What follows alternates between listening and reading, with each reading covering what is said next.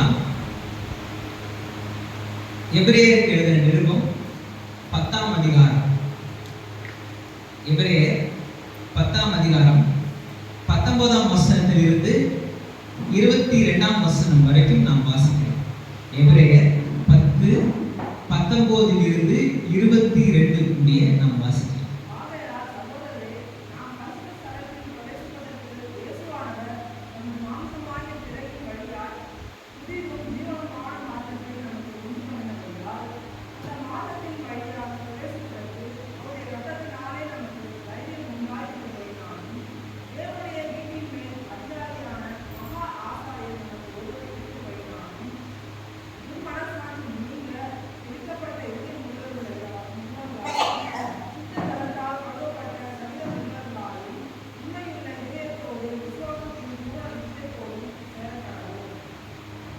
தேவனுடைய வார்த்தையினால் நிறைந்த மனிதன் அப்படின்ற தலைப்பின் கீழாக தான் நாம தியானித்து. தேவனுடைய வார்த்தையினால் ஒரு மனுஷன் நிறைந்து வாழும் பொழுது அந்த மனிதன் தேவனுடைய எல்லா சித்தத்தையும் தேவனுடைய செய்திகளையும் தன்னை குறித்ததான நோக்கத்தை நிறைவேற்றுகிற மனிதன் தான் தேவனுடைய வார்த்தையில் நிறைந்த மனிதன். அவன் எல்லா நேரங்களிலும், எல்லா காலகட்டத்திலும், எல்லா சூழலிலும், எல்லா சோதனையின் நேரத்திலும், எல்லா பாடுகளின் காலகட்டத்திலும், இல்ல சந்தோஷமான நேரங்களிலும், எந்த நேரமா இருந்தாலும் அவன் அசைவில்லாமல் உறுதியா இருப்பான். 112ஆம் சங்கீதத்துல சொல்லுதுல, அவன் இருதயம் உறுதியா இருக்கும், அசைவில்லாமல் உறுதியா இருக்கும். அவன் கர்த்தரை நம்பி இருப்பான், அவன் என்றென்றைக்கும் ஆசீர்வதிப்பான், அவன் நிலை பெற்று இருப்பான். நீதிமான் நித்திய கீர்த்தி உள்ளவன் அப்படின்ட்டு வேதவசனம் அந்த உறுதியா இருக்கிற மனிதனை குறித்து, தேவனுடைய வார்த்தையில நிலைத்திருக்கிற மனிதனை குறித்து தெளிவாய் சொல்கிறது. மத்திய சுவிசேஷத்துல 4ஆம் அதிகாரத்துல பார்க்கும்போது, ஆண்டவராய் இயேசு கிறிஸ்து சோதனைக்கு உட்படும் பொழுது பிசாசை ஜெயிப்பதற்கு அவருக்கு வேதத்தின் அடிப்படையான சத்தியங்கள் அவர் மனதில் வச்சுக்கிட்டு, தேவன் யாது, மனுஷன் எப்படிப்பட்டவன், மனுஷன் எப்படிப்பட்ட நிலையில கர்த்தர் சிருஷ்டித்திருக்கிறாரு, மனுஷன் எப்படிப்பட்டவனாய் சிருஷ்டிக்கப்பட்டிருக்கிறான், அவனை குறிச்சுதான தெளிவான வேதத்தின் அடிப்படை சத்தியங்களை மனதில் இருந்ததுனாலதான் பிசாசை ஜெயிப்பதற்கு சரியான வேத பகுதியை எடுத்து அவனுக்கு வசனத்தை கொண்டு அவர் என்ன பண்ண முடிச்சு, பதில் சொல்ல முடிச்சு. அப்ப வேதத்தின் சத்தியங்களை நம்மளை குறித்து என்ன வேதம் சொல்லுகிறது என்பதை என்ற அடிப்படையான சத்தியங்களை நாம் தெரிந்திருக்க வேண்டியது அவசியம். அப்படி நாம் சத்தியங்களை தெரிந்திருக்கும் பொழுதுதான் அப்படிப்பட்ட மனிதன் தான் தேவனுடைய வார்த்தையில் நிறைந்த மனிதன். அதனால நம்ம சில சத்தியங்களை பார்த்து கொண்டு வருகிறோம். இதனுடைய முழுமையான காரியங்கள் அல்ல, அதனுடைய அடிப்படையான காரியங்கள், அதனுடைய கோர் கான்செப்டை வந்து நான் ஒவ்வொரு சத்தியங்களா எனக்கு சொல்லிட்டே வரேன். இதே இந்த சொல்லப்பட்ட சப் டாபிக்ஸ் வர சத்தியங்களே ஒரு பெரிய மெயின் டாபிக்கா எடுத்து நம்ம பேசலாம். ஒரு காலத்துல நம்ம கண்டிப்பா புது சிருஷ்டினா என்ன, அப்புறம் வந்து நாம் தேவனுக்குள்ளாக நமக்குள்ள எப்படி தேவன் வாசம் செய்கிறார், நீதினா என்ன, ரைட்டஸ்னஸ்ன்றது ஒரு பெரிய டாபிக். நான் சொன்ன மாதிரி அது வந்து ஒரு காலகட்டத்துல நான் முத காலேஜுக்கு போயிட்டு தியாலஜிக்கல் செமினரி போனோடனே காலை 5 மணிக்கு என்ன பண்ணாங்க, ஒரு ஸ்டடி மாதிரி இது பண்ணாங்க. காலை 5 மணிக்கு எந்திரிச்சு அந்த ஒரு ப்ராப்பரான ஸ்டடி என்ற பழக்கம் வரணும் அப்படின்றதுக்காக அந்த ஸ்டூடெண்ட்ஸ் என்ன பண்ணுவாங்க, ஒரு ஆடியோ கேசட்டை போடுவாங்க. அதில் போட்ட டாபிக் தான் நீதி, ரைட்டஸ்னஸ் அப்படின்ற டாபிக். எனக்கு அது கேட்கும் பொழுது மனுஷன் நீதிமானாய் எப்படி மாற்றி இருக்கிறார், கர்த்தர் நீதிமானாய் மாற்றி இருக்கிறார் கேட்கும் பொழுது இந்த எம்மாவு சீஷருடைய இருதயம் கொழுந்து விட்டு இருந்தது போல இந்த இருதயம் கொழுந்து விட்டு இருந்துச்சு. நான் இன்னைக்கு நான் நோட்டை வச்சிருக்கேன். 5 மணிலேருந்து 7 மணி வரைக்கும் எல்லாம் அந்த இருக்கிறதுலே மற்ற நோட்ஸை விட அந்த நோட்ஸ் தான் எல்லாருக்கும் கொஞ்சம் மோசமாக இருக்கும். அந்த அளவுக்கு தெளிவாக எழுத மாட்டாங்க. ஏன்னா காரணத்தாலே இருந்துச்சு உட்காந்து தூக்கத்தில் எழுதுவாங்க. ஆனால் என்னுடைய எல்லா நோட்ஸை விட அந்த ஒரு நோட்ஸ் தான் எனக்கு வந்து ரொம்ப தெளிவாக இருக்கும். ஒரு 10 கலர் யூஸ் பண்ணி நல்லா கலராக அடிச்சு பயங்கரமாக அந்த நோட்டை எழுதிருக்கேன். காரணம், அந்த தலைப்பு என் உள்ளத்தை தொட்டுச்சு. நீதிமான் அப்படின்ற தலைப்பு என் உள்ளத்தை தொட்டுச்சு. அதனால இது ரொம்ப முக்கியமான தலைப்பு, நாம் தெரிஞ்சிருக்க வேண்டிய ஒரு தலைப்பு. அப்போ முதலாவது நாம் புது சிருஷ்டின்றதை பார்த்தோம். ரெண்டாவது தேவன் நமக்குள்ளாக வாசம் செய்கிறார் அப்படின்றத நம்ம பார்த்தோம். மூணாவது நாம் நீதிமான்கள் அப்படின்றத நம்ம பார்த்து வருவோம். அப்ப போன வாரத்தில் இதை ஆரம்பிச்சோம். இதுக்கு 2 விதமான கான்சியஸ் இருக்கு மனுஷனுக்கு, 2 விதமான உணர்வுகள் இருக்கு. நீதியின் உணர்வு தான் பாவ உணர்வு மனிதனை அடிமைப்படுத்துகிறது. நீதியின் உணர்வு மனிதனை தூக்கி விடுகிறது. மதங்கள் என்ன பண்ணுது? பொதுவா மதங்கள் என்ன பண்ணுது? பாவ உணர்வை ஏற்படுத்தி அதன் மூலமா பயத்தை ஏற்படுத்தி மக்களை அடிமையாய் வைக்கிறதுக்கு முயற்சி செஞ்சுக்கிட்டே இருக்கு. ஆனா கிறிஸ்தவம் என்ன சொல்லுது? பாவம் நீங்கப்பட்டுருச்சு, பாவம் நீங்கப்பட்டு விட்டது என்ற நிச்சயத்தை ஏற்படுது, அது உறுதி ஏற்படுத்துச்சு. பாவம் நீங்கிடுச்சுன்னு சொல்றது மாத்திரம் இல்ல, அது குறித்துதான நிச்சயத்தை, அதை குறித்துதான உறுதியை நமக்கு ஏற்படுத்தி நம்முடைய பயத்தை எல்லாம் போக்கி ஒரு மிகப்பெரிய தைரியத்தை ஏற்படுத்தி ஒரு விடுதலையின் வாழ்வை வாழ வைக்கிறது இந்த புதிய உடன்படிக்கையின் வாழ்க்கை, கிறிஸ்தவ வாழ்க்கையினுடைய நோக்கமாக இருக்கிறது. அப்ப இந்த நீதிமான், நான் நீதிமான் அப்படின்ற அந்த ஒரு எண்ணம், அந்த உணர்வுன்றது நமக்கு ரொம்ப ரொம்ப அவசியம். நான் மறுபடியும் சொல்றேன், இந்த நீதிமான்ற உணர்வு நம்முடைய சுய நீதினால் வருகிறது அல்ல, நம்ம சுய நீதினால் நம்ம பெற்றுக் கொள்கிறதும் அல்ல. தேவன் நமக்கு கொடுக்கிறதுனால தான் நாம நீதிமான் அழைக்கிறோம். நான் நீதிமான் அப்படின்னோட அந்த பரிசேயன் சொல்றது மாதிரி ஆயக்காரன் பரிசேயன் ஜெபிக்கும் பொழுது அந்த பரிசேயன் சொல்றான்ல, நான் வந்து எல்லாவற்றையும் கை கொண்டே அதை பண்ண இதை பண்ண, இந்த மோசமான ஆசிரியர் மாதிரி ஆயக்காரன் மாதிரி நான் இல்லை அப்படின்றது மாதிரிலாம் அவன் சொல்றான். அந்த மாதிரி சுயநீதியை வெளிப்படுத்துகிற இடம் கிடையாது நீதி. நான் நீதிமான் அப்படின்னு அறிவிக்கிறது. கர்த்தரை நீதிமானாய் பார்க்கிறாரு, கர்த்தரை நீதிமானாய் அபிஷேகித்திருக்கிறாரு, கர்த்தரை நீதிமானாய் அழைக்கிறாரு நம்ம அனைவருக்கும். அதனாலதான் நம்ம என்ன சொல்றோம்? நாம் நீதிமான் அப்படின்ட்டு நம்ம சொல்றோம். உதாரணத்துக்கு பார்த்தோம்னா சங்கீத புஸ்தகத்துல 18ஆம் சங்கீதத்துல ஒரு சின்ன ஒரு உதாரணத்தை மட்டும் நம்ம பார்த்துட்டு நம்ம கலைப்புகளாக மறுபடியும் செல்றோம். சங்கீதத்தின் புஸ்தகம் 18ஆம் சங்கீதத்துல 20 24 வசனம் வரைக்கும் வாசிங்க.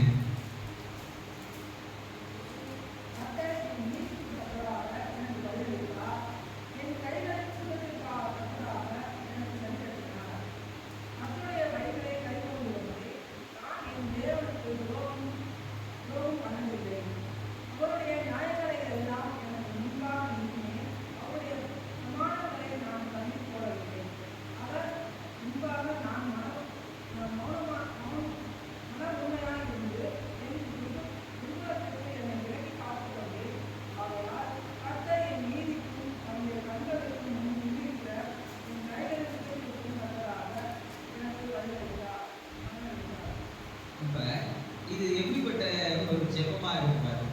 20ஆம் வசனம் நம்ம வாசிக்கும் பொழுது, என் நீதிக்கு தக்கதாக எனக்கு பதிலளித்தார், என் கை சுத்தத்துக்கு தக்கதாக என்று சரி கட்டினார். அதாவது சங்கீதக்காரன் தன்னுடைய கடைசி நேரத்தில் எழுதின சங்கீதம் இது.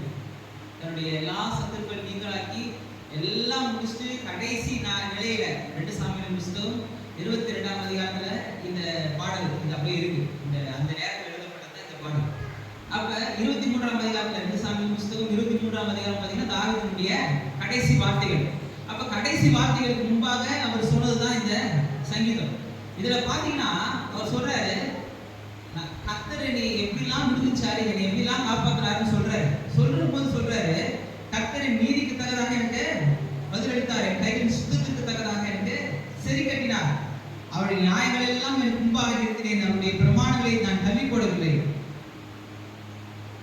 ஆகையால் கர்த்தரை நீதிக்கும் தம்முடைய கண்களுக்கு முன்பு இருக்கிற என் கைகளின் சுத்தத்துக்கும் தக்கதாக எனக்கு பலன் அளித்தார். இப்படி சொல்றதற்கு தாவீதுடைய செயல் இப்படிப்பட்டதா இருந்துச்சா அப்படின்னு பார்த்தா இல்ல. தாவீதுடைய வாழ்க்கைன்றது ஒரு திறந்த புத்தகம் போல. அவருடைய நன்மையும் இருக்கும், அவர் செய்த தீமைகள், அவர் எப்படிலாம் விழுந்து போனார்ன்றதும் இருக்கும். பெரிய பெரிய ராஜாக்கள்லாம் பார்த்தீங்கன்னா அவர்களை குறித்துதான ஒரு நன்மைகளை அறிவிப்பாங்க, தவிர தீமைகளை வெளிப்படையா சொல்லிட மாட்டாங்க. தீமைகள் குறைவுகளை ரொம்ப வெளிப்படையாக சொல்லிட மாட்டாங்க. ஆனா தாவீது தன்னுடைய வீழ்ச்சியையும் பதிவு செஞ்சிருக்கிறாரு, தன்னுடைய எழுச்சியையும் தன்னுடைய வெற்றியையும் அவர் பதிவு செஞ்சிருக்கிறார். அப்படி இருக்கும் பொழுது தாவீதுடைய வாழ்க்கையில அவர் எப்பொழுது நீதிமானாதான் இருந்தாரான்னு கேட்டா இல்ல, அவருடைய வாழ்க்கை அப்படி இல்லை. ஆனா இங்க எப்படி சொல்றாரு, கர்த்தரை நீதிக்கு தக்கதாய் எனக்கு பலன் அளித்தார் அப்படின்னு. இன்னொரு உதாரணத்தை பார்ப்போம். அப்போஸ்தலர் நடவடிக்கைகள் 23ஆம் அதிகாரம். அப்போஸ்தலர் நடவடிக்கைகள் 23ஆம் அதிகாரத்தினுடைய முதல் வசனத்துல அப்போஸ்தலர் பவுல் என்ன சொல்றாரு பாருங்க.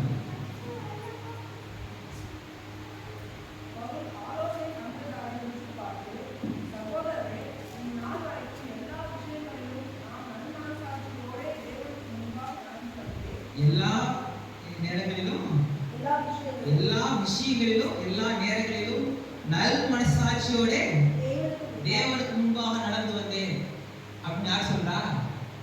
அப்போஸ்தலனாகிய பவுல் சொல்றாரு. ஆனா இதே பவுல் 7ஆம் அதிகாரத்துல பாத்தீங்கன்னா ஸ்தேவானுடைய மரணத்திற்கு காரணமா இருக்கிறார். கிறிஸ்தவத்தினுடைய முதல் இரத்த சாட்சியாய் மரித்த ஸ்தேவானுடைய மரணத்திற்கு காரணமானவர் யாரு? இதே அப்போஸ்தலனாகிய பவுல் தான். இதே ஆளு ஒரு மனுஷனுடைய குற்றமில்லாத ரத்தத்தை சிந்துவதற்கு காரணமாயிருந்தவர் தான். அந்த ஈவெண்ட் ஆர்கனைஸ் பண்ணவரே அவர் தான். எல்லாத்தையும் பண்ணிட்டு இப்ப சொல்றாரு, இந்நாள் வரைக்கும் எல்லா விஷயங்களிலும் நான் நல் மனசாட்சியோட தேவனுக்கு முன்பாக நடந்தேன்.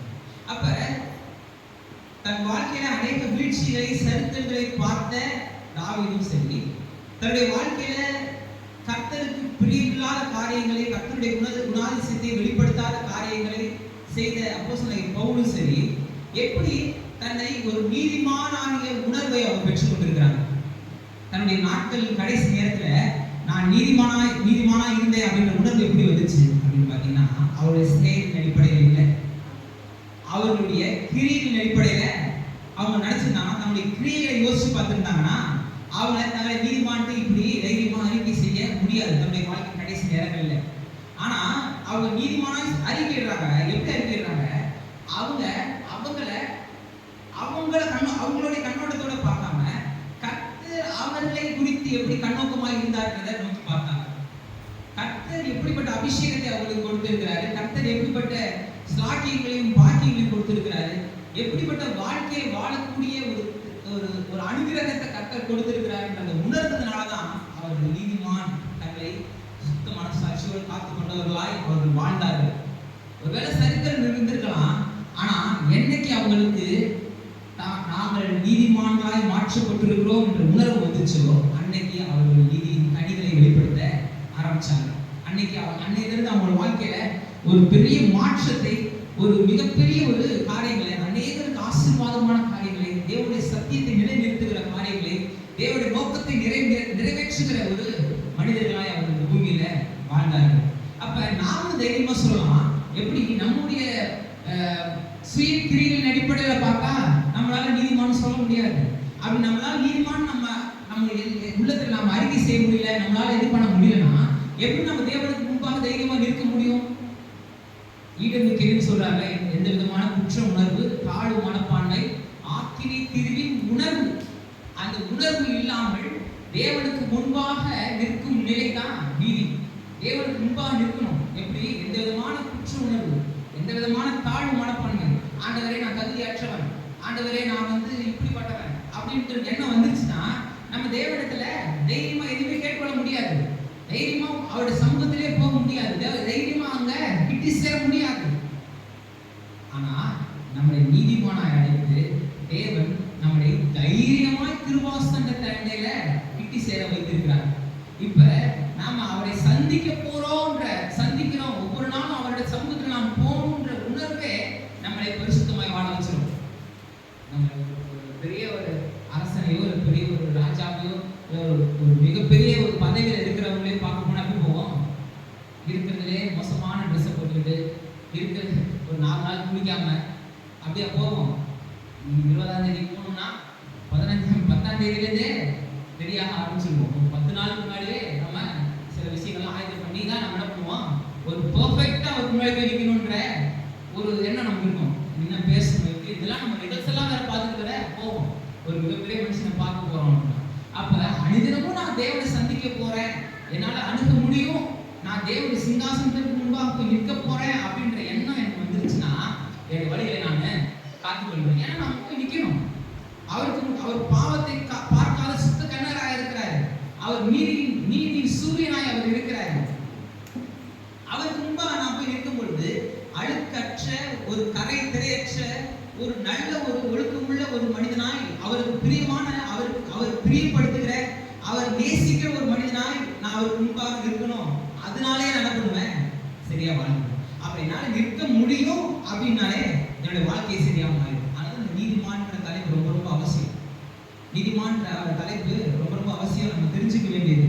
பழைய ஏற்பாடு பார்த்தீங்கன்னா இன்னைக்கு பொதுவாக சபைகளாக இருந்தாலும் சரி, மற்ற மதங்களாலும் சரி, நீதிமானாய் மாறணும், நீங்க நல்லவனாக மாறணும், இதுதான் மறுபடியும் மறுபடியும் நல்ல ஒழுக்கத்தை பற்றி சொல்லி கொடுக்குறாங்க. ஆனா உண்மையா கிறிஸ்தவ போதனை என்னன்னு கேட்டீங்கன்னா, கர்த்தர் நம்மை நீதிமானாய் காண்கிறார். இதுதான் பழைய ஏற்பாட்டுக்கும் புதிய ஏற்பாட்டுக்கும் உள்ள வித்தியாசம். பழைய ஏற்பாட்டுல நியாயப்பிரமாணங்கள் இருந்துச்சு, 10 கட்டளைகள், பலிகள், பலி முறைகள். இந்த நியாயப்பிரமாணத்தின் நோக்கம் பார்த்தீங்கன்னா மனுஷனை பாவி உணர வைக்கணும். மனுஷன் தான் பாவி அப்படின்றத உணர வைக்கிறது தான் இந்த பழைய ஏற்பாட்டின் நோக்கம். அவனுக்கு அந்த குற்ற உணர்வை ஏற்படுத்தணும். அவன் எவ்வளவு ஒரு நீதியற்றவனாய், பரிசுத்தமற்றவனாய், தேவனை விட்டு எப்படிப்பட்ட நிலையில இருக்கிறான் அப்படின்ற காரியத்தை ஏற்படுத்துகிறது தான் பழைய ஏற்பாடு. உதாரணத்துக்கு பார்த்தோம்னா, கால் வலிக்குது அப்படின்ட்டு டாக்டர்கிட்ட போறோம். டாக்டர்கிட்ட போனா எக்ஸ்ரே எடுக்க சொல்றாரு. எக்ஸ்ரே ரிப்போர்ட்டை பார்த்துட்டு, எக்ஸ்ரே ரிப்போர்ட் என்ன தெரியும், என்ன பிரச்சனைன்னு தெரியும். அது மருந்து இல்லை. ஸ்கேன் ரிப்போர்ட்டு மருந்து இல்லை. எனக்கு அது ஸ்கேன் ரிப்போர்ட்டை பார்த்து தான் மருந்து நம்ம நினைச்சிருக்கிறோமா, எக்ஸ்ரே ரிப்போர்ட் பார்த்து தான் மருந்து நினைச்சோமா? பழைய ஏற்பாடு அதுதான். கர்த்தருடைய பிரசன்னத்துல போகும்போது நம்முடைய பிரச்சனை என்னன்னு காமிக்கிறது தான் பழைய ஏற்பாடு. மருந்து எங்க இருக்கு? புதிய ஏற்பாடு இருக்கு, புதிய உடன்படிக்கை இருக்கு. புரியுதா உங்களுக்கு? இதுதான் ரொம்ப எளிதான ஒரு உதாரணம். பழைய ஏற்பாடு நம்முடைய பிரச்சனைகளை காட்டுது. இதான்பா பிரச்சனை, இங்கதான் பிரச்சனை இருக்கு, இது இங்க ஒரு ஒரு இது இருக்கு, ஒரு ஒரு பெரிய ஒரு காரியம் இருக்கு, ஒரு பிரச்சனை இருக்கு அப்படின்றத காமிக்கிறது தான் பழைய ஏற்பாடு. மருந்து என்ன? இது சரி செய்யற இடம் இது புதிய ஏற்பாடு, புதிய உடன்படிக்கை, இயேசு கிறிஸ்துவின் ரத்தம். இதுதான் நமக்கு எதை செய்யுது? அந்த பாவத்தை கழுவுது, பாவத்தை போக்குது, நம்முடைய எல்லா காரியங்களையும் நம்மை விடுதலை ஆக்குகிறது, நம்மளை நீதிமானாய் மாற்றுகிறது, தேவனுக்கு முன்பாக நிறுத்துகிறது.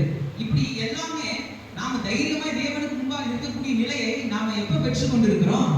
புதிய உடன்படிக்கையின் போதனையின் மூலமா தான் நாம பெற்றுக் கொண்டிருக்கிறோம். பழைய உடன்படிக்கையின் போதனையினால, நியாயப்பிரமாணத்தினால நம்மளால நீதிமானாக முடியவே முடியாது. 10 கட்டளைகளினால நம்மளால முடியாது. முதலாவது மனிதத்துல அவன் தோன்றும் போதே அவன் பாவம் அவனிடத்துல வந்துருச்சு. இப்ப தேவனுக்கு தன்னை ஒழித்துக் கொள்கிறான். முதலாவது மனுஷனுக்கு பாவம் வந்தோடனே அவன் தேவனுக்கு என்ன பண்றான்? ஒழிஞ்சுக்கிறான். தேவன் வரும்போது புகழில் குளிர்ச்சியானவர்கள தேவன் அவன் கூட இது பண்ணும்போது சம்பாஷிக்கும் நேரத்துல அவன் என்ன பண்றான்? தன்னை ஒழிச்சு கொள்றான். ஏன்? தேவனுக்கு முன்பாக தைரியமா அவனால நிற்க முடியல. ஆதியாகமத்தின் புத்தகத்துல 3ஆம் அதிகாரங்கள் இதை நம்ம பார்க்கிறோம். அப்ப அத்தியிலைகளால சுயநீதியினால தன்னை காத்து தேவனுக்கு முன்பாக நிற்கலாம் அப்படின்னு என்ன பண்றான்? போய் நிக்கிறான். தேவன் ஆமா ரைட்டு, ஏதோ ஒண்ணு நீ தப்பு பண்ணிட்ட, இப்போ உன்னை நீயே சரி பண்ணிக்கிறதுக்கு ஒரு முயற்சி எடுக்கிற, சரி வா அப்படின்னு கூட்டு போனாரா? இல்ல, அது வழி கிடையாது. அவனுடைய சுய முயற்சி வழியை ஏற்படுத்தாது. மனிதனுடைய சுய முயற்சி, எந்த முயற்சிகளும் அவருடைய பாவத்தை கழுவாது, பாவத்தை போக்காது, தேவனுக்கு முன்பாக நிற்கும் அந்த ஸ்லாக்கியத்தை வாக்கியத்தை கொடுக்காது. அதனால என்ன பண்றாரு கர்த்தர்? அங்கேயே என்ன பண்றாரு? தெளிவா காமிக்கிறாரு. ஒரு மிருகத்தை பிடிச்சு அதை அடிச்சு அதோட தோலை எடுத்து அவனுக்கு தோல் உடைகளை கொடுக்குறாரு. தோளால் ஆன உடையை கர்த்தர் கொடுத்தாரு. எப்படி தோளால் ஆன உடைய இருக்கும்? ஒரு மிருகம் கொல்லப்பட்டிருக்கும், அது ரத்தம் சிந்தப்பட்டிருக்கும். அதை கண்ணார ஆதாமும் ஏவாளும் என்ன பண்ணிருப்பாங்க? பார்த்துருப்பாங்க. அவர்கள் தான் என்ன பண்ணாங்க? பேரை வச்சாங்க. அதாவது ஒவ்வொரு மிருகங்களுக்கும் குணாதிசயத்தை ஏற்படுத்துனதே ஆதாம் தான். அவர் தான் அந்த ஒவ்வொரு மிருகத்திற்கான குணாதிசயங்களை ஏற்படுத்துறாரு, அதுக்கு பேரை வைக்கிறாரு. வேதவசனம் அப்படிதான் போதிக்குது. அவர் தான் எல்லாவற்றையும் பண்படுத்துறாரு, பார்த்துக் கொள்றாரு. பல ஆயிரக்கணக்கான வருஷங்களா ஏதேன் தோட்டத்துல தான் நடந்துட்டு இருக்கு. அது ஏதோ சும்மா ஒரு நாள் 2 நாள்ல அவருக்கு வந்தாங்க, தேவன் தோற்பிச்சாரு, 2 நாள் பார்த்து இருந்தாங்க. நிறைய டைம் எடுத்துச்சு. அது முதல் 3 அதிகாரங்களுக்கு டைமே கிடையாது. டைம்ன்ற இதே கிடையாது. நேரத்தை கணக்கெடுக்க முடியாது. முதல் 3 அதிகாரங்கள். அப்படிப்பட்ட நேரத்துல கண்ணால் பெயரிடப்பட்டு தன்னால் வளர்க்கப்பட்ட ஒரு மிருகம் தனக்காக மரிக்கிறத முதலாவது பார்க்கறோம். ஒரு மரணத்தை அப்பதான் ஃபர்ஸ்ட் பார்க்கறாங்க. ரத்தம் சிந்தப்படுதல பார்க்கறாங்க. அப்ப தேவன் ஒரு வழியை காமிக்கிறார். ரத்தம் சிந்துதல் இல்லாமல் பாவ மன்னிப்பு இல்லைன்றத தேவன் தெளிவா என்ன பண்றாரு? காமிக்கிறார். இப்ப மனிதனுடைய முயற்சி, அவன் என்ன முயற்சி செய்தாலும் தேவன் அணுக முடியாது அப்படின்றத காமிக்கிறாரு. இதை காமிச்சு மனிதன் எந்த அளவுக்கு அவன் மோசமா இருக்கிறான், எந்த அளவுக்கு அவன் ஒரு பிரச்சனைக்குரியவனா இருக்கிறான், எந்த அளவு ஒரு பிரச்சனையில சிக்கி இருக்கிறான் அப்படின்றது எப்ப தெரியுது? நம்மளோட ரிப்போர்ட்டை பார்த்தா தான் தெரியுது. அது வரைக்கும் கால் வலிக்குதுன்ட்டு ஏதோ சுருக்கு குடிச்சிட்டு இருக்கோம், அது இதாக நம்ம நினைச்சிட்டு இருக்கிறோம். ஆனா ரிப்போர்ட்டை பார்த்தா தான் தெரியுது. நம்ம ஏதோ கால் சுருக்கி பிடிச்சிருக்கு நினைச்சிட்டு இருக்கோம். ஆனா ரிப்போர்ட்டை பார்த்தா தெரியுது அது என்ன பிரச்சனை இருக்குன்னு தெரியுது. அதே மாதிரி தான் மனுஷனுடைய பாவ பிரச்சனையை எக்ஸாக்டா அவனுக்கு உணர்த்த, அவனுக்கு தெரியப்படுத்த தான் என்ன செய்யறாரு?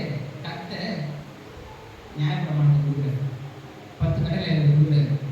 அதுவும் குறிப்பா நீங்க பாத்தீங்கன்னா 10 கட்டளைகள்ல முதல் 9 கட்டளைகள் வந்து டூஸ் அண்ட் டோன்ட்ஸ் தான். இதெல்லாம் செய்யாத, ஒரு தகப்பனும் தாயும் கனம் பண்ணுவாயாக, கொலை செய்யாதிருப்பாயாக, இதெல்லாம் செய்யாத அப்படின்னு வந்து 10வது கட்டளை என்ன வரும்? இச்சியாதிருப்பாயாக அப்படின்னு வரும். முதல் 9ம் டூஸ் அண்ட் டோன்ட்ஸ் தான். இது செய்யாத, அப்ப நம்ம செய்யும்போது செய்யக்கூடாது, இது செய்யணும், இது செய்யக்கூடாது, இது செய்யணும் அப்படின்ற ஒரு மனநிலையில இருப்பாங்க மனுஷன். ஆனா 10வது கட்டளைங்கிறது உள்ளம் சம்பந்தப்பட்டது. முதல் 9 நிறைவேற்றணும் கூட 10வது நிறைவேற்ற முடியாது, அவனுக்கு உள்ளம் சம்பந்தப்பட்டது. அப்போஸ்தலனாகிய பவுல் இது ரொம்ப தெளிவா சொல்றாரு. நீங்க ரோமருக்கு 7ஆம் அதிகாரத்தை எடுத்து பாத்தீங்கன்னா ரோமர் 7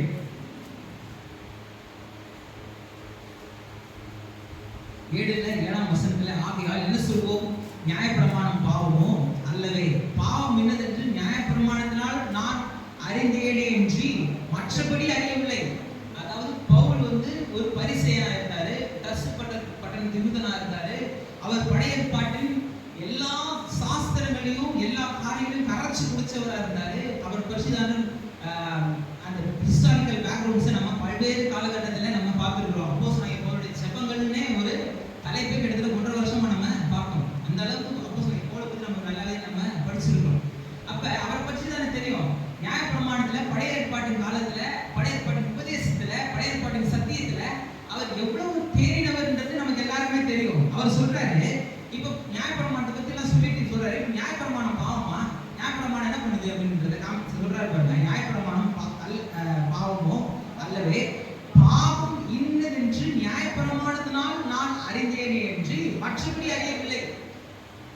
நியாயப்பிரமாணம் தான் எக்ஸ்ரே ரிப்போர்ட், ஸ்கேன் ரிப்போர்ட் தான் என்ன பிரச்சனைன்றதை காமிக்கிற ரிப்போர்ட் இந்த நியாயப்பிரமாணம் தான்.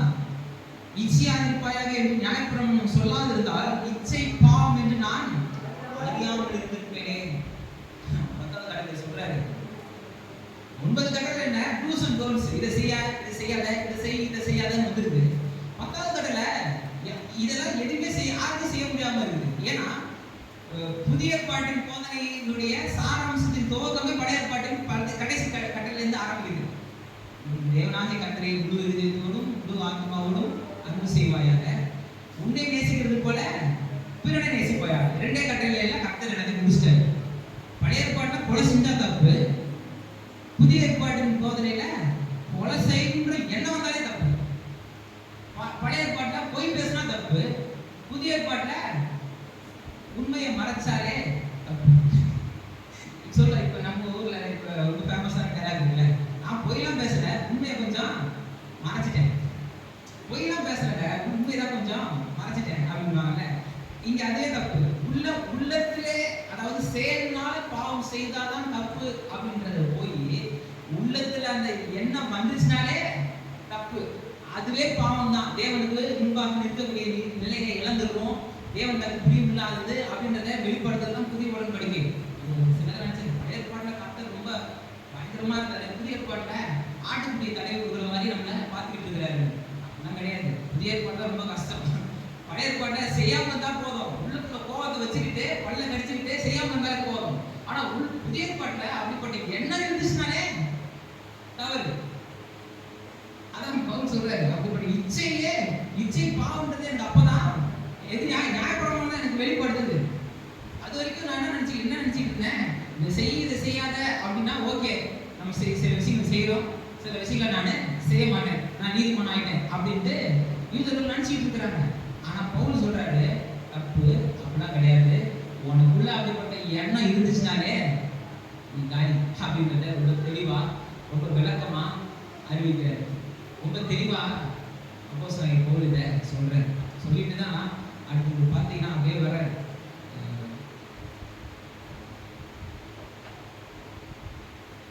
கடைசியா பார்த்தீங்கன்னா சொல்றாரு, ஆனபடியால் நன்மை செய்கிற விருப்பம் இடத்தில் தீமை உண்டாக்குகிற ஒரு பிரமாணத்தை காண்கிறேன். உள்ளான மனுஷன் கேட்டபடி தேவனுடைய நியாயப்பிரமாணத்தின் மேல் பிரியமாயிருக்கிறேன். ஆகிலும் என் மனதின் பிரமாணத்திற்கு விரோதமாய் போராடுகிற வேறொரு பிரமாணத்தை என் அவயங்கள் இருக்க காண்கிறேன். அது என் அவயங்களிலே உண்டாயிருக்கிற பாவ பிரமாணத்திற்கு என்னை சிறையாக்கிக் கொள்கிறது. நிர்பந்தமான மனுஷன் நான், இந்த மரண சரீரத்தில் இருந்து யார் என்னை விடுதலையாக்கி விடுவார்? யார் என்னை விடுதலையாக்குவார்? யார் என்னை இதை செய்வார்? யார் இதை பண்ணுவாங்க? என்னால என்ன பண்ண முடியும்? என்னை யார் விடுதலையாக்குவார்? 15ஆம் வசனத்தில் சொல்றார், நான் செய்யறது எனக்கே சம்மதி இல்லை. நான் விரும்புகிறதை செய்யாமல் வெறுக்கிறதையே செய்கிறேன். இப்படி நான் விரும்புகிறதை செய்கிறவனாய் விரும்பாததை செய்கிறவனாய் இருக்க நியாயப்பிரமாணம் நல்லதென்று ஒத்துக்கொள்கிறேனே. ஏன் என்னுடைய பிரச்சனை என்ன? மனுஷனுடைய பிரச்சனை என்ன? மனுஷனுக்கான என்ன காரணம்? அவன் பிரச்சனைக்கான காரணம் என்ன? தேவனுக்கு முன்பாக என்ன எப்படிப்பட்ட நிலையில இருக்கிறான்ற ரிப்போர்ட்டை காமிக்கிறது தான் நியாயப்பிரமாணம். இந்த நியாயப்பிரமாணத்தின் போதனைகளை வச்சுக்கிட்டு நாம ஒரு நாளும் ஒரு காலமும் தேவனுக்கு முன்பாக நிற்க முடியாது. இப்படி சொன்னா இதே பவுல் தான் சொல்றாரு, என்னை பலப்படுத்துகிற கிறிஸ்துவினாலே எல்லாம் செய்ய எனக்கு பலன் உண்டு. இப்ப என்னால முடியுது. நிர்பந்தமான மனுஷன் நான் மரண சரீரத்திலிருந்து யாரை விடுதலையாக்குவார் அப்படின்னு சொல்லிட்டு நம்முடைய கர்த்தராகிய இயேசு கிறிஸ்து மூலமாய் தேவனை ஸ்தோத்திரிக்கிறேன். ஆதலால் நானே மனதினால் தேவனுடைய நியாயப்பிரமாணத்திற்கு மாம்சத்தினாலோ பாவ பிரமாணத்திற்கும் ஊழியம் செய்கிறேன். இப்ப என்னுடைய உள்ளத்திலிருந்தே மாற்றம் வர ஆரம்பிச்சிருக்குன்னு சொல்லிட்டு அப்போ கடைசி அப்போ பிலிப்பியர்கள் சொல்றாரு, எல்லாம் செய்ய எனக்கு வேலை உண்டு. இந்த பாவத்திலிருந்து விடுபட எனக்கு வேலை உண்டு. எனக்கு விருப்பம் இல்லாத காரியங்களை நான் செய்யாமல் இருப்பதற்கு எனக்கு வேலை உண்டு. இதான் புதிய ஏற்பாட்டின் போதனை. கிறிஸ்தவ போதனை என்ன? நீ எப்படி வேணா வாழு, எப்படி வேணா இருந்துக்கோ, கர்த்தர் உன்னை மன்னிச்சிட்டாரு, கர்த்தர் உன்னை கிருபையா இருக்கிறாரு, கர்த்தர் உன் பாவத்தை போக்கிட்டாரு, நீ என்ன வேணா பண்ணிக்கோ அப்படின்றது போதனை கிடையாது. ஒரு நாளை இப்ப நீதிமானாய் வாழ முடியும்ன்ற உறுதியை ஏற்படுத்துகிறது தான் கிறிஸ்தவ போதனை. கிறிஸ்தவ போதனைன்னா என்ன? நீ எந்த பாவனா செஞ்சுக்கோ, எப்படி வேணா வாழ்ந்துக்கோ, எப்படி வேணா இருந்துக்கோ, கடவுள் உன்னை மன்னிச்சிட்டாரு, கடவுள் உன்னை பாதுகாத்துட்டாரு, கடவுள் உன்னை நல்ல வாழ்க்கையை கொண்டு போயிட்டாரு, கடவுள் உன்னை பயங்கரமா உன்னை நடத்துவாரு. உண்மைதான், இல்லை இதெல்லாம் ஒரு சாராம்சம். ஆனா பரிசுத்தவான்கள் என்று அழைக்கப்பட, நீதிமான்கள் என்று அழைக்கப்பட்ட நாம் அந்த வாழ்க்கையை நம்மளால் வாழ முடியும்ன்றத உறுதியை ஏற்படுத்துகிறதா கிறிஸ்தவ மார்க்கம். கிறிஸ்தவ மதம் செய்யுது. அப்ப நாம் நீதிமான்கள் அப்படின்றத நம்ம என்னைக்குமே மாற்றக்கூடாது. நீதிமான இருக்கிறதுனால நீதியின் கனிகளை நாம் வெளிப்படுத்த வேண்டியது என்னுடைய அவசியமா இருக்கிறது. இன்னும் கொஞ்சம் சில காரியங்களை பார்த்து நாம் நிறைவு செய்யலாம். எபிரேயர்கள் 10ஆம் அதிகாரம், எபிரேயர் 10ஆம் அதிகாரத்துல 1ஆம் வசனத்திலிருந்து நாம் பார்க்கலாம். இல்ல எபிரேயர் 10 இப்படி இருக்க நியாயப்பிரமாணம் வந்து வரப்போகிற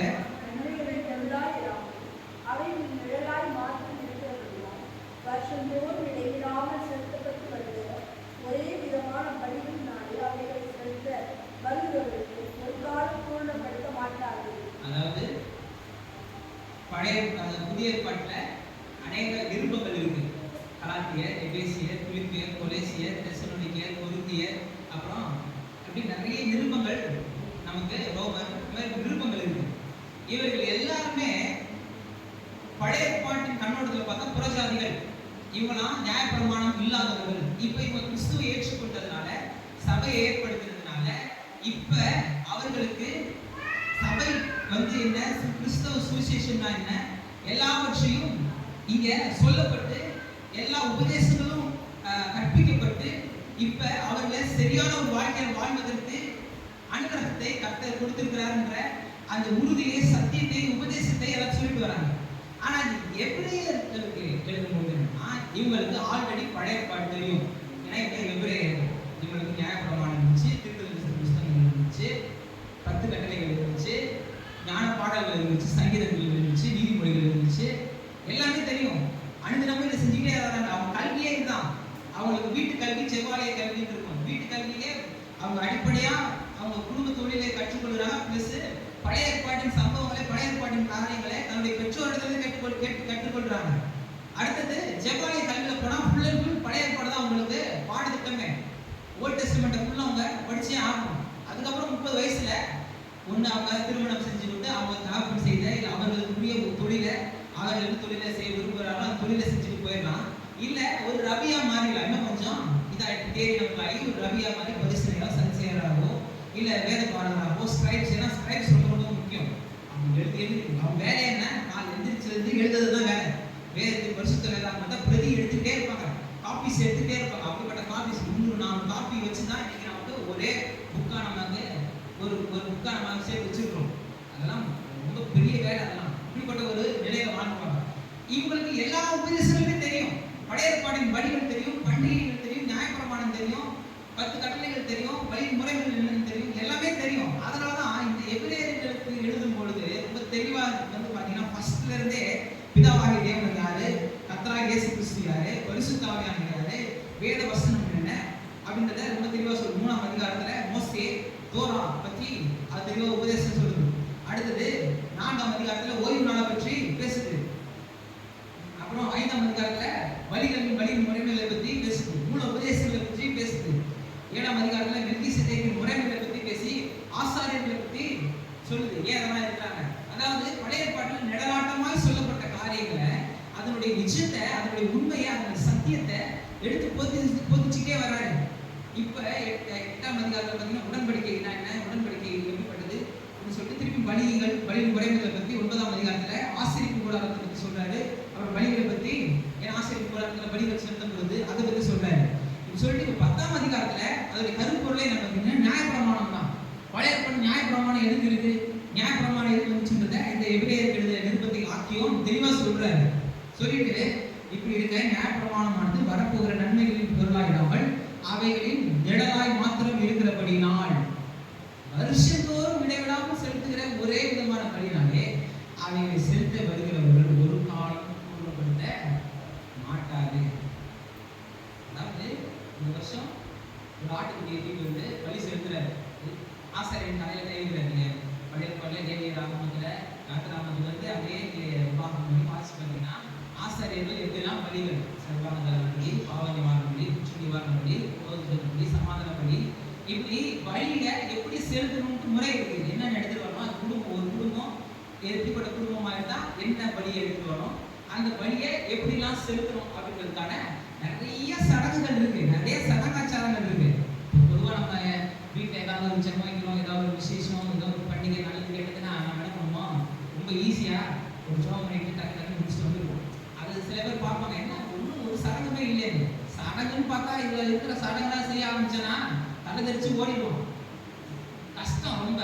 அதனாலதான் நமக்கு புதிய ஏற்பாட்டை எளிமையா ஜெபம் பண்ணி இயேசுவின் ரத்தம் ஜெயம்னு சொல்லி முடிஞ்சு போச்சு. அதை வச்சு நீ என்ன பண்ணு, ஒரே காரியத்துல எல்லாத்தையும் செஞ்சுட்டு போ, அர்த்தத்தை புரிஞ்சு செஞ்சுட்டு போட்டு சிம்பிளா வந்து பண்ணி கொடுக்குறாங்க. சடங்குன்னு செய்ய ஆரம்பிச்சோன்னா நமக்கு ரொம்ப அதிகம். சடங்கு ஒரு இதாக செய்ய ஆரம்பிச்சோம்னா நமக்கு ரொம்ப ரொம்ப அதிகம், அதெல்லாம் கஷ்டம்.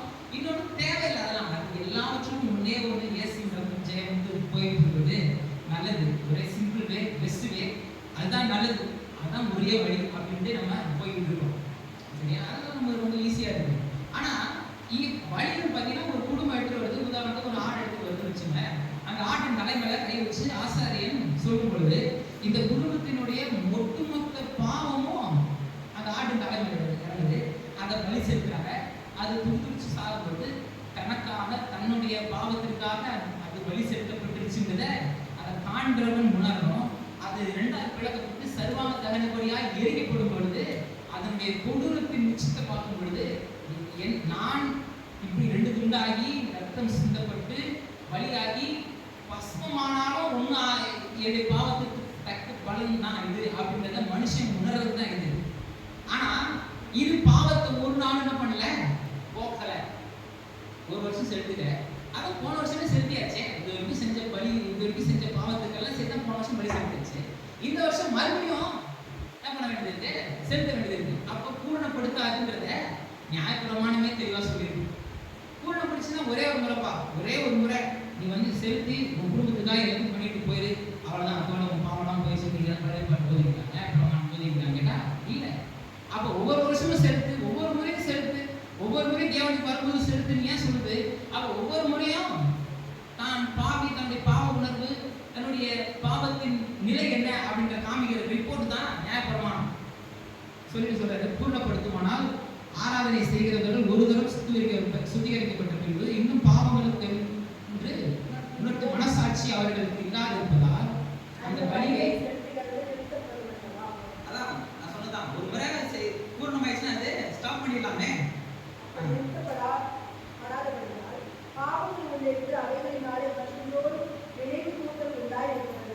ஒவ்வொரு முறையும் என்ன பண்ணுது, தேவனுக்கு முன்பாக வரும்போது ஸ்கேன் ரிப்போர்ட் காமிச்சிக்கிட்டே இருக்குது. உன் பிரச்சனை தான், எக்ஸ்ரே ரிப்போர்ட் காமிக்குது, உன் பிரச்சனை தான், உன் பாவத்தினுடைய பிரச்சனை தான் அப்படின்ட்டு தேவனுக்கு முன்பாக வரும்போதெல்லாம் நியாயப்பிரமாணம் பண்ணுது. பலிகள் பலி முறைகள் நியாயப்பிரமாணம் பண்ணுது, பிரச்சனையை காமிச்சுக்கிட்டே இருக்கு. அல்லாமல்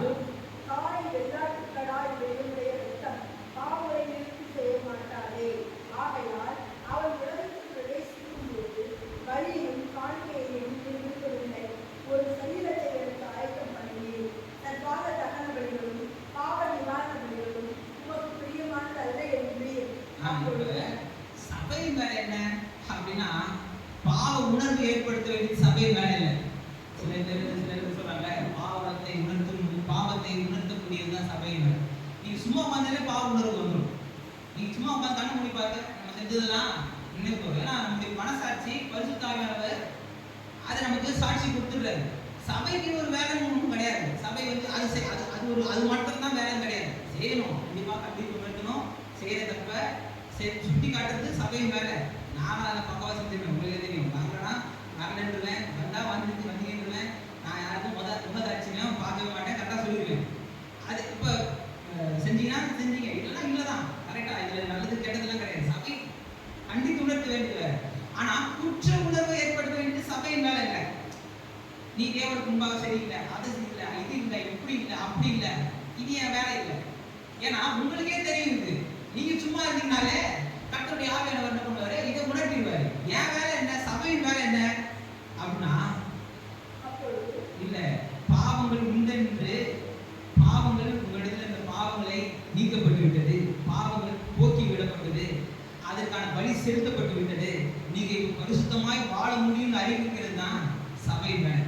இப்ப கிறிஸ்துவ தான் சொல்ல வர்றாரு. என்னன்னா, அவர் பலிகளை விரும்புகிறவர் கிடையாது, ஆனா தன்னை தானே பலியாக ஒப்பு கொடுத்தார். எது பலி விரும்புறது கிடையாது.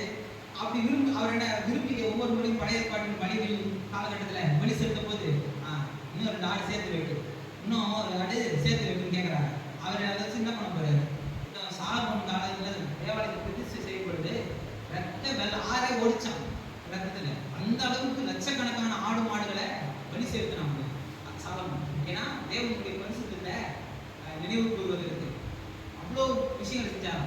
இதெல்லாம் செஞ்சுட்டு சொல்றாரு, இதெல்லாம் ஒண்ணுமே கிடையாது, தேவனுக்கு முன்பாக எல்லாம் ஒண்ணுமே கிடையாது, இதெல்லாம் வேஸ்ட்ங்கிறாரு.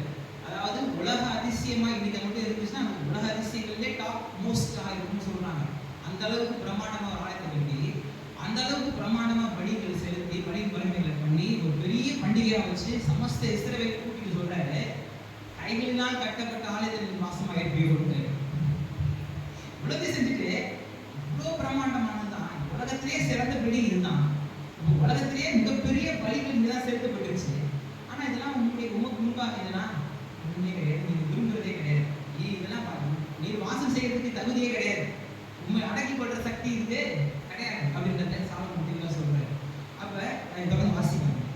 சர்வாக தகன பலிகளும் பாவ நிவாரண பலிகளும் உமக்கு பிரியம் அல்ல அப்படியே சொல்றாரு 6ஆம் வசனத்துல.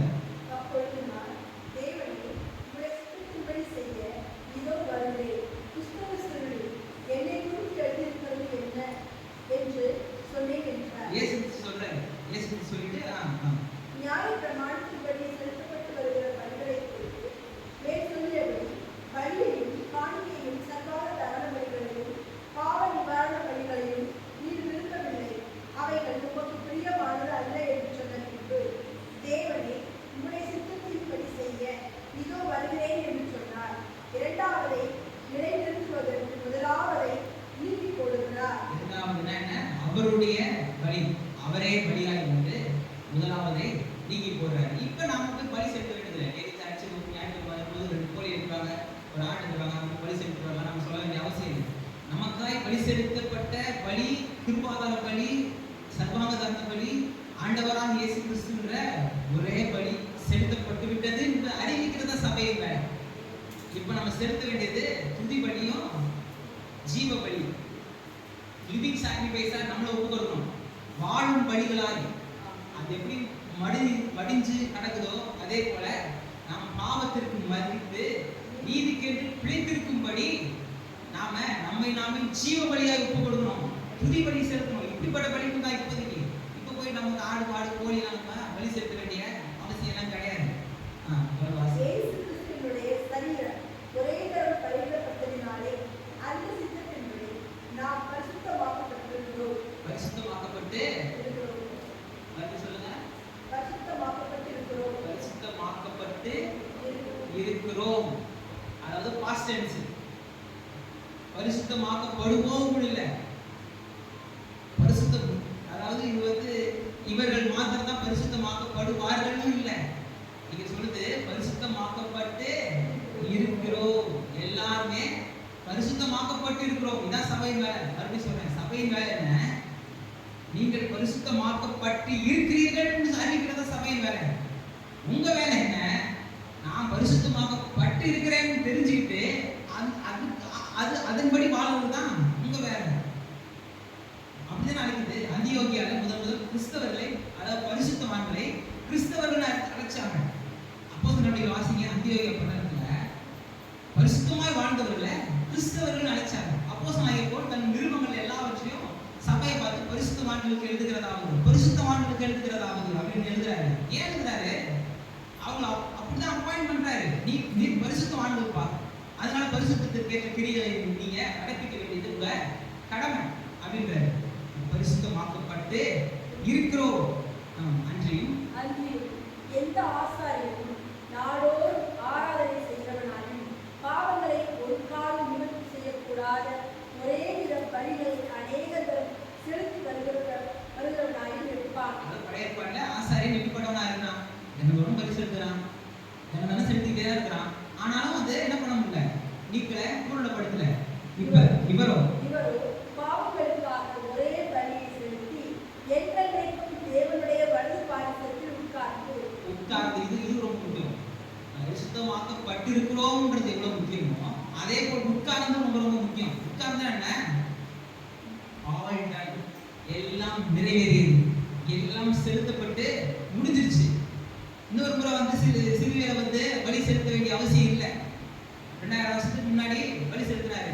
அடுத்த 3 வருஷத்துல இவங்க பண்ண அக்கிரமத்துல மிகுதியாயிடுச்சு. மறுபடியும் போயிட்டு இன்னொரு முறை பறந்து போய் பலி செலுத்துவோன்னு மறுபடியும் செலுத்த வேண்டிய அவசியம் கிடையாது. இயேசு கிறிஸ்து மீண்டுமாய் நம்ம இடத்துல வரப்போகிறாருன்றது தான் நம்முடைய கிறிஸ்தவ உபதேசத்தின் அடிப்படையான உபதேசமே அதான். நம்ம அவர் வரைக்கு காத்திருக்கிறோம். திரும்பி வரவரே மறுபடியும் சாட்டை அடி வாங்கிட்டு மூட்டு போட்டுக்கிட்டு மறுபடியும் சீர்களை போய் மறிக்கிறவராய் வர போறது கிடையாது. அவர் ராஜாதி ராஜாவை வரப்போறாரு, கர்த்தராய் வரப்போகிறாரு. மறுபடியும் சிலுவையில போய் கை விரிச்சிட்டு என் தேவனே ஏன் என்னை கைவிட்டு சொல்றவராய் வரப்போறது கிடையாது. அதெல்லாம் நமக்காய் சொல்லப்பட்டது. நாம செய்ய வேண்டியது அவர் செஞ்சாரு, நமக்கு பதிலாய் தான் அவர் செஞ்சாரு. நாம செலுத்த வேண்டிய நாம சொல்ல வேண்டிய சொற்களை அவர் சிலுவையில சொன்னாரு. இப்ப வரும்போது ராஜாதி ராஜாவை வரப்போறாரு. அவர் ஒரே பலிதான், ஒரே ஒரு செலுத்தி அதெல்லாம் விஷயம் நிறைவேற்றி விட்டார். இனி தம்முடைய சத்துருக்களை நமது காலவழியாக்கி போடும் வரைக்கும் காத்துக் கொண்டிருக்கிறார். ஏனெனில் பரிசுத்தமாக்கப்படுகிறவர்களை ஒரே பலியினாலே இவர் என்றென்றைக்கும் பூரணப்படுத்தி இருக்கிறார். இதை என்றென்றைக்கும் இந்த வார்த்தை உட்கார்ந்தாலும் முக்கியம். ஏன்னா செஞ்சு முடிச்சிட்டாரு. இப்ப பிதாவின் வலது பரிசுத்துல, அதாவது பிதாவினுடைய செயல்படுத்தும் ஆற்றலாய் அவர் இப்ப உட்கார்ந்துட்டாரு, செஞ்சு முடிச்சிட்டாரு, எல்லாம் நிறைவேற்றி முடிச்சாச்சு. இப்ப என்றென்றும் குறிப்பிட்ட நாள் கிடையாது, என்றென்றும் வார்த்தை ரொம்ப ரொம்ப முக்கியம். அதனால அவசரம் இதை குறித்து பரிசுத்த ஆவியானவர் நமக்கு சாட்சி சொல்கிறார். பரிசுத்த ஆவியானவர் என்ன பண்றாரா? சாட்சி கொடுக்கிறார். நமக்குள்ள இருக்கிற பரிசுத்த ஆவியானவர் வேற அதான். அதான் பரிசுத்த ஆவியானவரை அசட்டை செய்யாதீர்கள். பரிசுத்த ஆவியானவர் அசட்டை பண்ணிடாதீங்க. பரிசுத்த ஆவியானவர் வேற என்ன பரிசுத்த ஆவியானுடைய கடமை என்ன? சபைக்கான பரிசுத்த ஆவியானோட கடமைன்னு ஒரு பெரிய டீச்சிங்கே இருக்கு. மற்ற சித்தமாக ஒரு நாட்டில் நம்ம பார்க்கலாம். பரிசுத்த ஆவியானோட வேலை என்ன அப்படின்றது. அப்ப பாவத்தை குறித்தும் நியாயத்திற்கு குறித்தும் எல்லாத்தையும் சொல்றது மாத்திரம் இல்ல, நாம் நீதிமான்களாய் மாற்றப்பட்டிருக்கிறோம், நமக்கு பரிசுத்தமாய் வாழக்கூடிய சாக்கியம் நம்ம இடத்துல இருந்து உண்டாயிருக்கிறதுன்றதை அறிவிக்கிறதும் பரிசுத்த ஆவியானவர் தான். சாட்சி கொடுக்கிறாரா? அந்த நாட்களுக்கு பின்பு நான் அவர்களோட பண்ண உடன்படிக்கையாவது, நான் என்னுடைய பிரமாணங்களை அவர்களுடைய இருதயங்களில் வைத்து அவைகளை அவர்கள்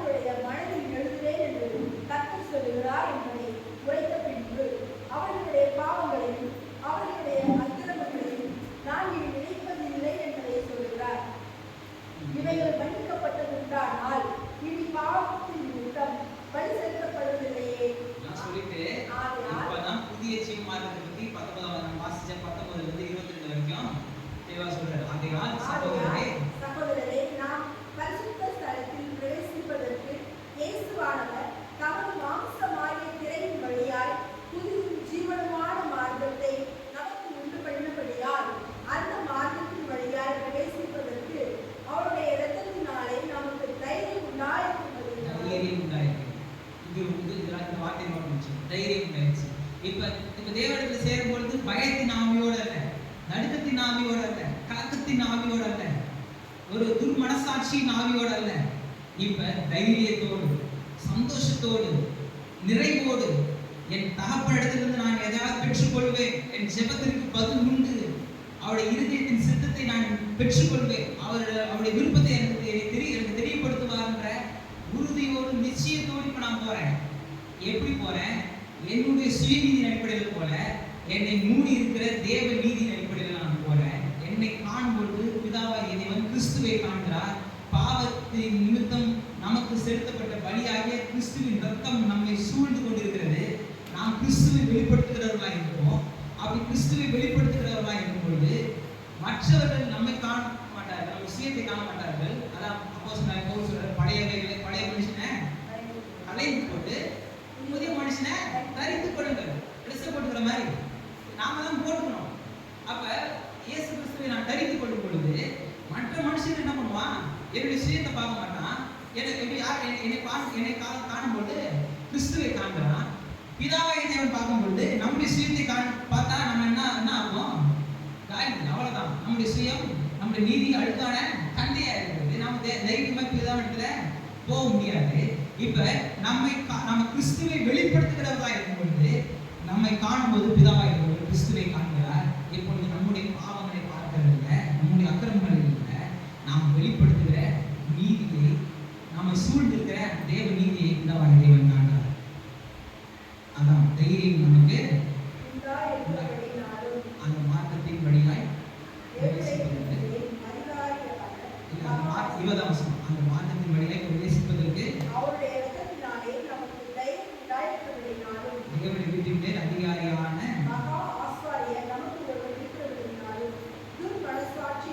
துர்மனசாட்சி நீங்க தெளிக்கப்பட்ட என்ன?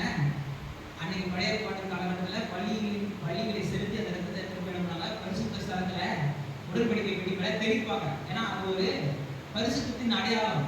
ரத்தம் சிந்தப்பட்டு விட்டது, பாவம் போக்கப்பட்டு விட்டது, பாவம் மறைக்கப்பட்டு விட்டதுக்கான அடையாளம். இப்ப அதே தெளிக்கப்பட்ட இருதயம் நமக்கு வேண்டும். தெளிக்கப்பட்ட துர்மனசாட்சி நீங்க தெளிக்கப்பட்ட இருதயம் உள்ளவர்களாயும் சுத்த ஜலத்தால் கழுவப்பட்ட சரீரம் உள்ளவர்களாயும். சுத்த ஜலத்தால் கழுவப்பட்ட சரீரம் என்ன? அவங்க பரிசுத்த ஆலயத்திற்குள்ளாம வரும் பொழுது கைகளை கழுவுறதுக்கு தொட்டி வச்சுட்டாங்க. அது கழுவிட்டு வராங்க, திரும்ப கழுவிட்டு வராங்க, திரும்ப கழுவிட்டு வராங்க. ஒவ்வொரு முறையும் கழுவும் போது என்ன? ஐயோ அழுக்குன்னு கழுவிட்டு வராங்க. ஒவ்வொரு முறையும் நான் வந்து பாவிட்டு தெளிக்கிறாங்க. இப்ப நமக்கு ஒரே தரம் பலி செலுத்தப்பட்டுருச்சு. நம்முடைய இருதயம் ரத்தத்தினால் தெளிக்கப்பட்டு பரிசுத்தமாக்கப்பட்டிருக்கு. அவருடைய சுத்த ஜலத்தால் நாம் கழுவப்பட்டு இருக்கிறோம். நாம் நீதிமானால் மாற்றப்பட்டிருக்கிறோம் என்ற உணர்வோடு கூட இப்ப தேவனுக்கு முன்பாக வரணும்.